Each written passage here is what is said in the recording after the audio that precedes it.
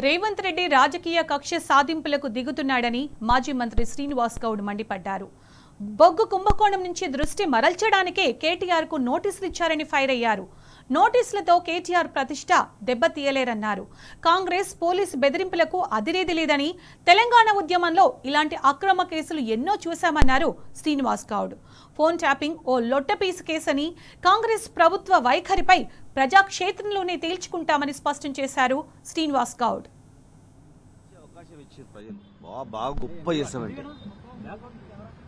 రైతులకు ఇచ్చిన హామీలు, విద్యార్థులకు ఇచ్చిన హామీలు ప్రజలు అల్లకల్లోలంగా ఉన్నారు. తెలంగాణలో ఎవడు కూడా సంతోషంగా లేడు.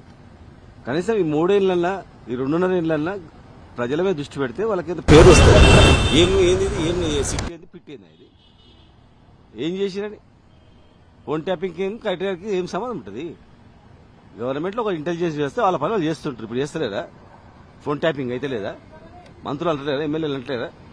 ఇవన్నీ కూడా బొగ్గు గనులది బయటికి రావడము, బొగ్గుది, తర్వాత మంత్రుల పంచాయతీ అట్లా కోమటిరెడ్డి అలగడం, బట్టి గారు నేను ఉంటానా పోతానా ఏంది అని చెప్పడము, గవర్నమెంట్ పడగొట్టాలని వాళ్ళే పడగొట్టడానికి ప్రయత్నం చేస్తుంటే దాని నుంచి బయటపడడానికి డైవర్షన్ స్కీమ్ ఇదంతా.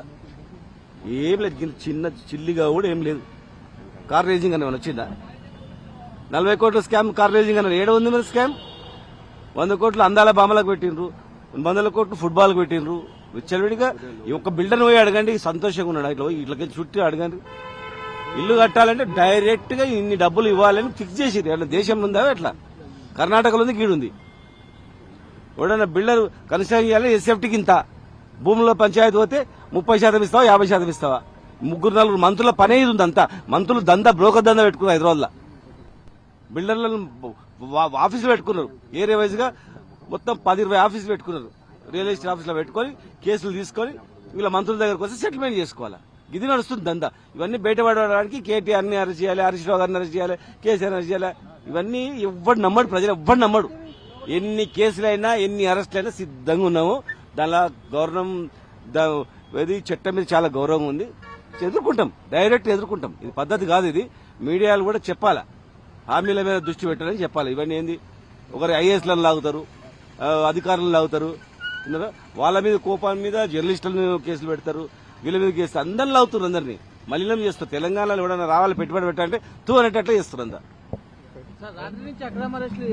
చేయని పై ఏమైతే అక్రమ చేసి జైళ్ళకి భయపడరా? తెలంగాణ భయపడితే తెలంగాణ వస్తున్నా? ఇది తెలంగాణ అందరిది అని చెప్పి అందరిని కడుపులో పెట్టుకుని బతకాలని చెప్పి అందరికీ ఒక బతుకు తెరువు చూపాల తెలంగాణ అనేది మా ఉద్దేశం. అది అన్ని ప్రాంతాలు ఎక్కడ తిండి లేకుండా ఈడొచ్చి బతకట్టట్టు చేయాలనేది. ఇవాళ తెలంగాణలో అంటేనే చేయనట్టు చేస్తారు. వీళ్ళంతా ఆఫీసర్లు పనిచేయాలనేది ఉంది. అందరికి కూడా రాజకీయంలో ఎవరైనా రావాలంటే డిప్యూట్ అయినట్టు ఉంది వ్యవహారం అంతా. ఇప్పటికైనా ప్రభుత్వం కళ్ళు తెరవాలి. కళ్ళు తెరిచి పరిపాలన మీద దృష్టి పెట్టండి. ఇంతతో పేరు ఉంటుంది. లేకపోతే చరిత్రలో ఈ ప్రభుత్వం మళ్ళీ 10-20 ఏళ్ళు కూడా దగ్గర కూడా రానియరు. 42% రిజర్వేషన్ ఇవ్వండి. మున్సిపల్ రిజర్వేషన్, మున్సిపల్ బీసీలు గొడవ చేస్తారని ఇవన్నీ డ్రామా. బీసీలకు రిజర్వేషన్ ఇవ్వండి, బీసీలకు మంత్రి పదవులు ఇవ్వండి, కార్పొరేషన్ చైర్మన్లు ఇవ్వండి, జెండా మోషన్లకు పదవులు ఇవ్వండి. కార్యకర్తలు మర్చిపోయి, ప్రజలను మర్చిపోయి ఇదేందా ఇదంతా?